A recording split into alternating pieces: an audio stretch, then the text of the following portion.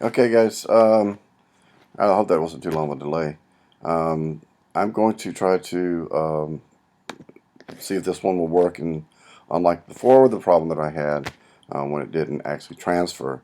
So we're going to try to run this through this time, see if we can get it to work properly this time. Okay, so colonial slavery resistance. This material, I'm going to try to go through this as fast as I can without trying to miss too much. So I'm may not mention every single thing on every single slide, but you already have the slides because I actually sent it to you when I thought it was sent into auto, but it didn't work. Okay, so you have that. Okay, so but the three basic questions throughout through this unit part or this section is how did slavery take root in the Atlantic world? That's an important theme for you to know, especially for the case of an FRQ. That's a big hint for you. Big hint, actually. Okay, what was the language of freedom? Remember what I said in class. The language of freedom, this concept of language freedom, it goes all the way through a major emphasis up to the Civil War, even partially even through the Reconstruction. But it still has connotations even into today's time. So it goes also through the civil rights movement and the whole concept of freedom. So what is the language of freedom? And how was freedom understood by various groups in colonial society and by Africans? Okay, and that's another good, a key thing, that a good possible essay question. It can be a possible, like a short quiz question or something when we finish this material. Okay, as I mentioned in class with the Atlantic slave trade, you do want to pay attention to the fact that, over in here we had the Gold Coast where most of the slaves were taken from. Later on, some of the Europeans began to move further inland within the interior of Africa and raid a couple villages and stuff and start grabbing slaves, especially when the Africans began to realize what's really going on. But a key point here is the fact with the slave trade was the misconception that almost all the blacks, almost all the African and the slaves were being taken to North America, and that's not true. Um, Now, that's not to say that slavery does become very paramount in the colonies in British America, but it's the point is that the original slaves during the transportation during the Middle Passage, or most of them were going to Brazil with 38%, with the Portuguese, and then 42% into the West Indies. And when we talked about that in class, and only 4% to British North America. One of the reasons that British North America becomes extremely significant is because we are one of the last countries to actually abolish the practice of slavery. Remember, it's not until the end of the Civil War in 1865 when slavery actually gets abolished. And again, a very key point, remember the second rule of history, consequences. I mean, everything's connected, cause and effect, okay? So remember that, because that's a really key thing that we need to focus on. Okay, the video I showed you in class, so in the images that we have, you want to pay attention to the images. These images can show up on a test. They can show up on as far as in a DBQ as well later on. We're not doing DBQs yet, but later on they can be used in the DBQ or similar images. But you should always be able to explain an image. And since we went over these images in classes, I'm not going to go over a whole lot right here. Again, another key thing, being able to interpret graphs, being able to interpret maps, or as a key point, they can show up on exams and various questions can be asked. And this graph, this map actually, showing the amount of slaves that were taken, and it's really astonishing and almost mind-boggling. 1.5 million, pretty low. 500,000, 1.1 million. The amount of people that equates to is just, it's like I said, it's mind-boggling, and amount of the people that actually die in during the passage. So again, another key concept, realizing that the numbers, the large amount of numbers that were being brought from Africa. We talked about good trades, goods that were traded with Africa to obtain slaves, what the various tribes that they dealt with. It was, like I said, in the beginning of the original trading with Africa for slaves. And we're going to talk again about the slave concept later on. So I'm not going to go on that here, but you should be able to, pinpoint a couple things that were used, and also be able to just somewhat name what different countries were using, such as England, patterned woolens, linens, England and Holland, and so depending on who was doing the trading, what things that were being traded. Okay, so this graph is very important. Again, be able to interpret the graph is very important. A very important skill you're going to need in AP. Okay, so make sure you know that one. The middle passes, we went over these images in class. Again, not going to spend a lot of time on it. Just the horrific conditions of a slave ship. And keep in mind that how horrible they were, and that that's your key point here is the horrors of the travel of the passage itself. No, anyways, we're not going to do that one. Okay, so you have the death rate we talked about. We saw the video in class talking about having the number of quote unquote passengers, of slaves that were being packed on ships. 50% death rate. But you remember that when they were packing the ships, that they purposely overpacked them, so that if they lost 50%, half of their cargo. Again, it sounds such a negative connotation when you say something like that, but that cargo, when it's lost, 50% of that cargo or 50% of passengers die, they're still making a very large profit. Okay, now I want to bring out a key point, is with this in the air about the process of seasoning. As the slaves are being brought, especially into the Caribbean region, it's important for you to understand that this area was actually used as a seasoning area. I got them ready for the work, for the type of conditions that they will be faced with, and everything else. And then, like I said, later on, those slaves, the British colonies began to import, it says directly from Africa, they began to import most of the slaves coming from the West Indies and the Caribbean region. We did talk about the European language and the European names being given to slaves. Like I said in class, one of the problems with if you're an African American, you're trying to track your roots back. That's where it becomes problematic at times, because most of the time they were given European names once they were sold in the Americas. So tracking them or their origin or tracking your origin back would be very difficult. Okay, key thing here again, the concept with the slaves, again, that was mentioned just earlier. I do want you to pay attention to 1619. I mentioned in class big time, 1619, 1619, 1619. Dates, guys, are important on the AP exam, especially when you're writing essays. It shows knowledge, it shows understanding. Also, like the first 20 Africas, I always tell people, tell students that, a really good way to remember how many slaves were brought in that first shipment into the Americas, into Jamestown. It's really easy to remember, because if you remember the 1619, okay, 19, the next number is 20, it's 20 slaves. Well, 20 Africans. They weren't actually slaves at the time. They were indentured servants. And they are also brought by the Dutch, not the Spanish nor the English. The Dutch began selling slaves into the British colonies first, before it becomes a widespread practice within the colonies. And again, just imagery that we kind of says a lot. Again, remember conservatism in artwork that was done during the period. If you notice, the civilized manner of the Englishmen or the Dutch, I'm not sure exactly which one these are, but the meaning, the look of the slaves as cargo, and again, the conservative concept that they didn't wear lion cloths either. So this one, because over here you notice they don't have the lion cloths on.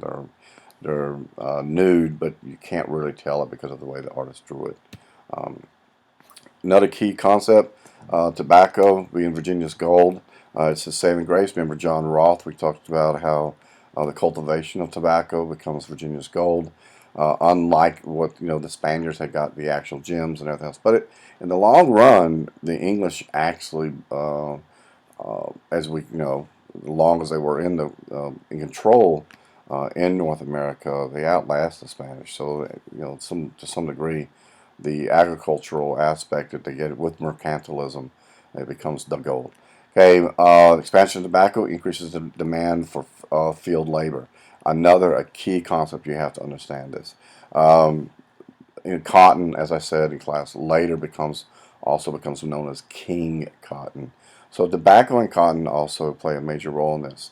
And it's important to remember that because of the fact that, as plantations and larger plantations grew, then you had to also have the additional labor. Cultivation of tobacco, I went over this one in class. I'm not going to go over that one. Um, we talked about Bacon's Rebellion. We talked about the encroachment of how the plantations, as they begin to grow, begin to push on the Native Americans and encroach into those lands. And that becomes a problem because all this green area in here, this kind of dark green, this is all English settlements up to 1605. Remember, the date of Jamestown is 1607, and Virginia was established. Okay, by 1650, 43 years later, this is it really begins to encroach into the Native American territories. They're getting pushed further west, and this theme of being pushed west and further west goes all the way through. Well, even after the United States, after we become the United States. Um, one of the things that you also may want to really pay attention to is the spread of tobacco. Settlers turned to slavery. We talked about this when we talked about uh, Bacon's Rebellion. My door is getting ready to open in about 5, 4, 3, 2, 1. So we don't pay attention to it. Okay, so yeah, that's my front door just got open, so I don't pay attention to it. Okay, the spread of tobacco, as we talked about Bacon's Rebellion. Okay, with Bacon's Rebellion, it turned away from the indentured servitude into the slavery concept. Indentured servitude just became too problematic to actually deal with. There wasn't much advantages of having the indentured servitude. Remembering also that things began to change in Europe as well, and that also changed it. Now, a key concept about the slavery system in the British North America is that the fact that it's the concept becomes race and racism. Okay, at first it's not fully developed. In the early 1600s, when the first blacks come in, it really isn't a race issue. It really isn't any concept of racism. A superiority complex, maybe to some degree with the Anglo-Saxons, of course, that would be. But for the main part, that it eventually morphs into that. Much like we looked at the Native Americans. Africans are considered alien. Their color, their religion, their social practices make them stand out. So it becomes so much easier for them to be spotted, and we'll talk about that in a little bit as well. Remember also that African Americans originally were extremely expensive. Their death rate was fairly high in the 17th century. Guys, also remember when you hear the thing 17th century means the 1600s. And keep that in mind because people make that mistake on exams all the time. If you say the 17th century, they automatically put down 1700 and something. That's not the case. We live in the 21st century, but it's 2013, 2013, not 2113. Okay, so always remember that it's seven. If you're saying the century, the years are always the one behind. Okay, so keep that in mind. Like you're not born 1 year old. Native Americans are highly vulnerable to be catching European disease, so they're not a liable option for labor. They can easily escape. We talked about all this in class. And political allies with other tribes, so it made it so much harder for you to use Native Americans as slaves. Um, when I was talking about the seasoning concept, okay, remember the proximity within the Caribbean and the West Indies area. It only took you 2 to 6 weeks to get some slaves into the British colonies, both north in New Jersey, New York, Massachusetts, Connecticut. Um, so it only takes about 2 to 6 weeks to get the. So it becomes that seasoning aspects. By then they've been seasoned. They've had experience and have some knowledge of working in the sugar and the rice production. So it makes it easier to transfer. They've also developed some immunity to diseases, so they're less likely to get sick. And of course, without doubt, I mean, as bad as or as horrible as it sounds, the escape capability was very low. First of all, you're highly visible. As we begin to see later on with the Underground Railroad, when these slaves in mass numbers began trying to escape the horrible slave conditions in the South, um, they travel at night because that way they're not as easily identifiable. If traveling during the day, I mean, if you're not near a white master, then you're automatically assumed, most likely going to be assumed that you're an escape slave. Okay, according to Eric Forner, he's a historian at Colonial University. In one of his books, he actually states that no European nation, including England, embarked on the colonization of the New World with the intention of relying on African slaves for the bulk of its labor force. This is a very true statement because of the fact that it isn't that that they thought that they were just going to simply have that. That wasn't a plan. It's something that worked out, something that conveniently came into play. So it wasn't originally. But since the insistence on demand for workers spurred by, like I said, the tobacco cultivation, the demand for cheap labor also increased the need for more slaves. And as we said, the indentured servitude worked originally, but it quickly fades out because of the conditions in England begin to improve, and you have less people signing up to come to the New World. And plus, they're Europeans, they're Anglo-Saxons, they were the same, so you couldn't treat them exactly as you were. And after a while, giving away 7 acres of land and all the other stuff that they gave them became expensive. So it just became more or made economic sense. And I know that sounds horrible, but it made economic sense for them to actually convert to using slavery. Okay, this is kind of a similar map that we looked at just a while ago, so I'm not going to go in it. Again, you should be able to interpret the map. This is one key point when I was talking about as we begin to transport slaves and even go into the interiors of Africa and transport them even across land at times. So it's again another important concept to know.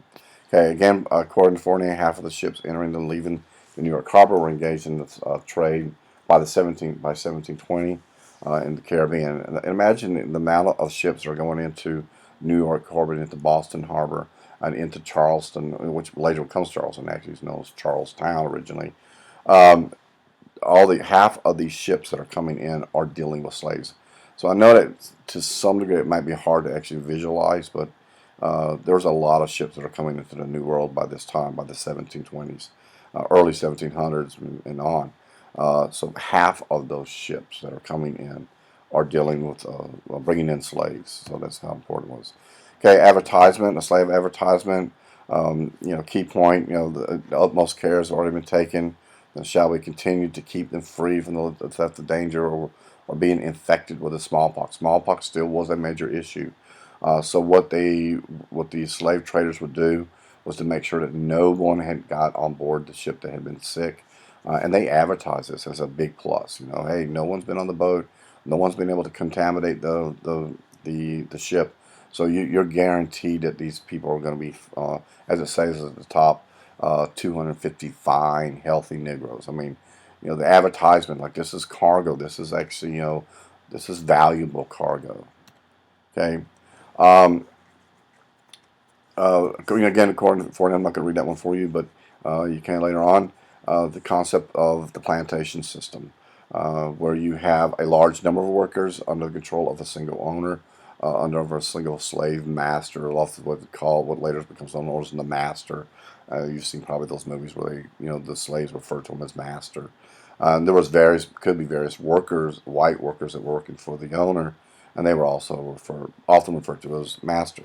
But it does create an imbalance, okay, a major imbalance. And as remember one of the comment of on the film that we watched, where the captain of the ship tells him that he fears for his life because there's so many of them, and he's so outnumbered. His whole entire crew's outnumbered.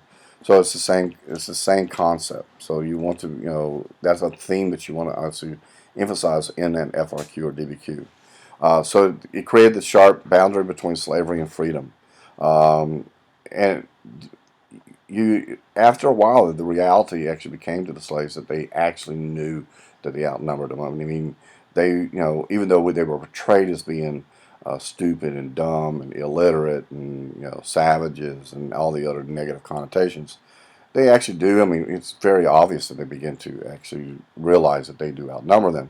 So as we said before, it became necessary to use fear tactics, to use terror to keep them in line, because if they didn't, they knew they could be easily outnumbered.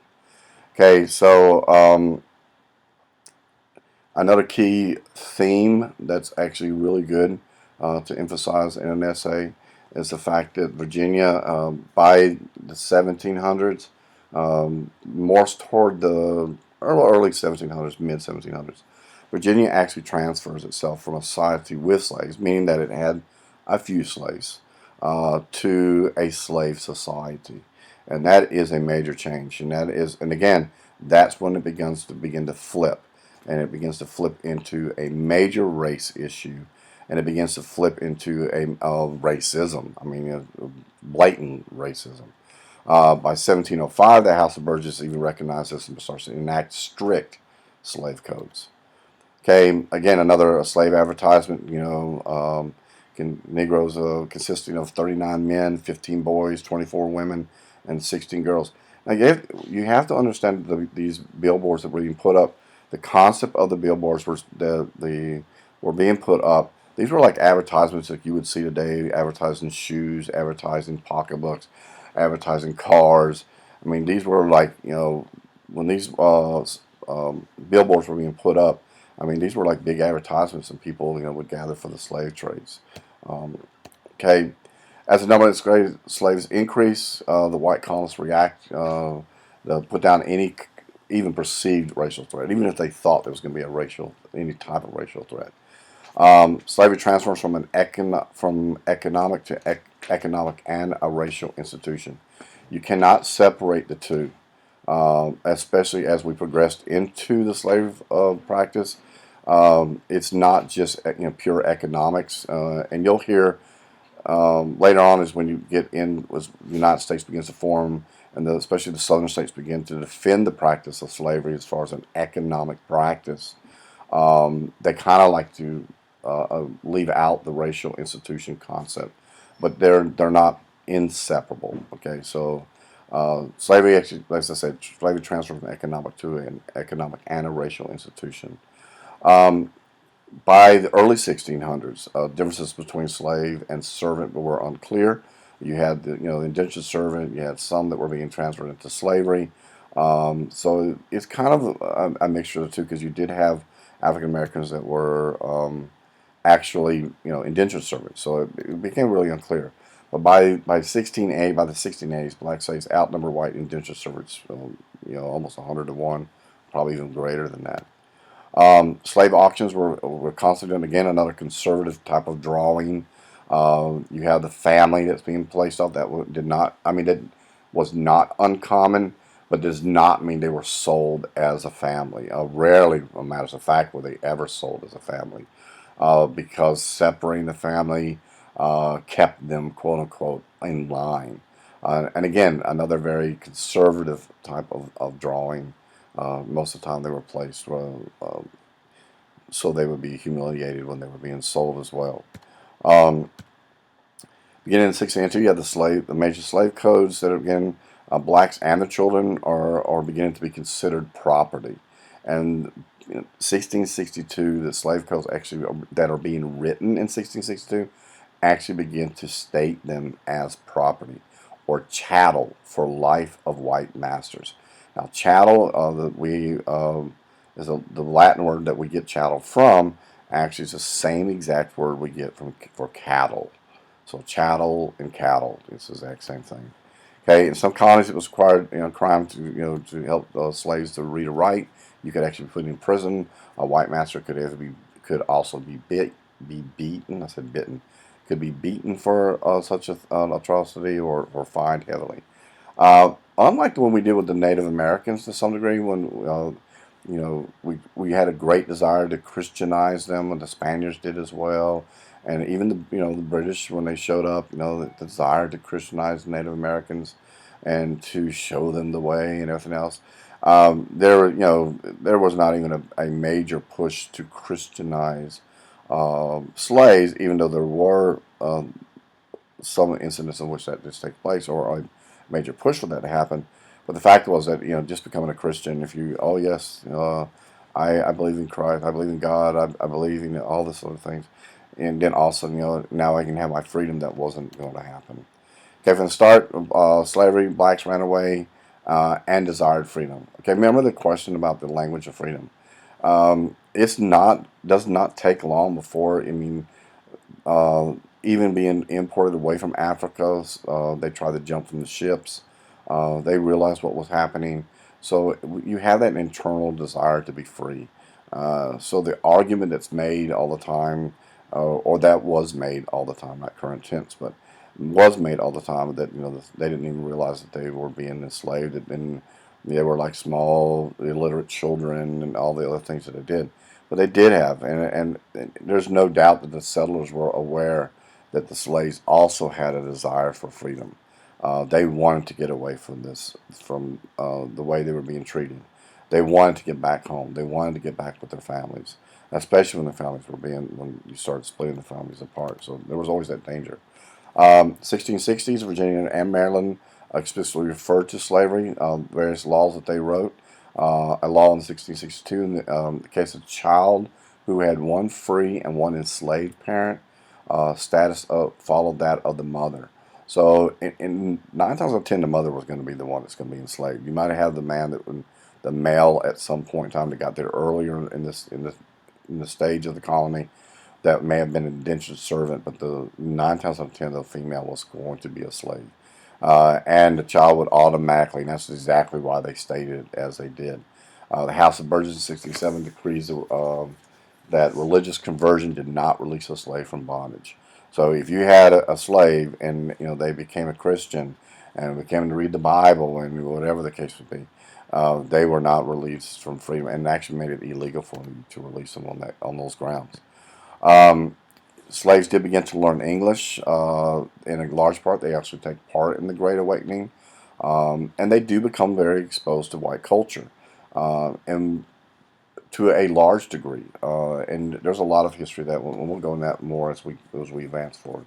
So I'll say that one for later. Um, Rice plantations remained distinctively African. Urban servants assimilated to Euro-American culture. You had a larger, especially in the North, where they were mostly house slaves. They actually did begin to merge. Okay, but in South Carolina and Georgia, now remember South Carolina becomes, and Georgia to some degree, but South Carolina becomes one of the worst states that or colonies that actually begin to, and later state that treat slaves, probably one of the worst of all of them. Okay, again, another artist's rendition of the working in a rice plantation. And if you notice, I mean, they're drawn like they're hey, they're typical farmers. They're not being mistreated. They're not being they don't look unhappy. They look like they're being doing work. Um, so again, the concept, the very concept of how they were depicted and portrayed, and I always make the analogy that to make when you're doing something so cruel, you try to predict some or project something as not being as cruel, just to ease your own self-conscious. I would have to believe that was part of it. Okay, there were crises of resistance from 1739 to 1741. What did I say, 1739 to 1741. In Jamaica, you actually have the communities of Moors that actually resisted the planters' authority. They actually sued, actually won a treaty. I guess you would sue for a treaty. They won their freedom in a treaty, but they kind of sold out because to get their own freedom, they agreed to help return future escapees. Again, self-preservation to a large degree. You have the Stonewall Rebellion in South Carolina. You should know about that one, be able to mention it. The riots and the fires in New York City. You should also be able to mention that one in an essay. And you should also know the dates. So try to remember those dates, guys. That's why I have them in red. Okay, all these crises disprove the notion that slaves had no concept of liberty. And like I said, there are tons of writings of masters and everyone else that make the argument that the slaves did not even have a concept of liberty. Okay, the constant fear of a slave uprising was constantly there. Depictions of how what would happen if the slaves were to get their hands on weapons. They would be brutally killed. So that fear also amongst whites, that, hey, keep yourself in line, keep your slaves in line. Make sure that you're keeping those any signs of rebellion, you're squashing it immediately, and use terror tactics. Whipping, chains, whatever it took to keep the uprising from actually taking place. Um, Slave populations, okay, on the original colonies up in the 1770s. I like this chart because of the fact, a lot of people always think, well, the South is the only place where the slaves were at. And that's not true, even though the numbers were, very large in the South. I mean, you have 75,000 slaves in 1770. Remember, this is 6 years before we declare our independence. All men are created equal, so and so forth. Okay, so kind of is hypocritical to a large degree, but at least this chart gives you some idea. And you also should be able to interpret charts. This is a pretty easy chart to interpret. Okay, saving the empire. Okay, uh, you have a elaborate hierarchy of degrees of freedom. You have large planters. You have yeoman farmers. Yeoman farmers may have one slave, may have two slaves. They don't have the large. They're not like the large plantation owners. But most yeoman farmers aspire to become the large plantation owners. You do have the indentured servants and tenant farmers. Then, of course, you have slaves. And again, the indentured servant one and tenant farmers actually begins to wipe out pretty quickly as more and more slaves are brought in, and the slave society really kicks in. Um, like I said, as it continues, it becomes more, the line of social division becomes even greater. Um, Oops, went the wrong way. Sorry, guys. Okay, slavery and empire. Okay, North. Okay, New England and the Middle colonies. Are based on small farms. So slavery is less important. That does not mean that slaves were not in those areas, and that seems to be sometimes what students kind of forget that concept. Given that slaves were few and possessed little threat to the white majority, laws were less harsh than they were in the South because they weren't as big as a threat. They didn't outnumber the white population as great as it did in the South. So again, those states like in the New England region and the Middle colonies, they don't have as strict of slave laws as you saw like in Georgia, North Carolina, South Carolina, Georgia, even Tennessee later on as well. Slaves did represent, like I said, a percentage of the urban laborers, particularly in New York and Philadelphia, and these were mainly house slaves, or household. Like the people in North like to call them house servants, but they were slaves. They no way around about it. They were slaves. Okay, and we are not doing a quiz, so this one I just kind of forgot to take this slide out. We're not doing a quiz, but you should know this information. So that will wrap it up, and that means we're done. And I'm going to try to post this on YouTube and then put it right up on my website if it's all possible, if I can get this thing stopped. All right, guys, good night, and it's about time for me to go to bed.